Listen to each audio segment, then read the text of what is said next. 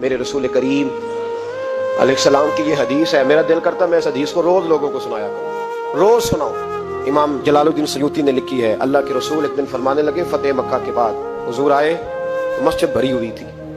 پہلے چند لوگ ہوتے تھے, اب فتح مکہ کے بعد بھر گئی مسجد. حضور تشریف لائے تو صحابہ اٹھ کے کھڑے ہو گئے. حضور نے شان و شوکت دیکھی, مقام دیکھا اللہ کا دیا ہوا, تو محبوب رونے لگے. نماز مکمل ہوئی تو صحابہ نے عرض کی حضور آج آپ رونے لگے نماز کے وقت, کیا ہوا؟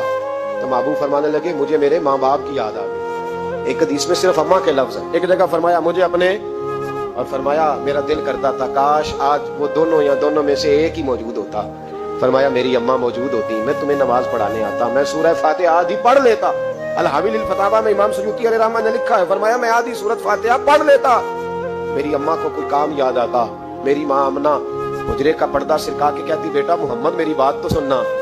تو نبی پاک فرماتے ہیں اللہ کی عزت کی قسم میں نماز چھوڑ دیتا, پہلے اماں کی بات سن کے آتا. یاد رکھو بھائیو, یاد رکھو, یہ مرتبہ ہے, یہ مقام.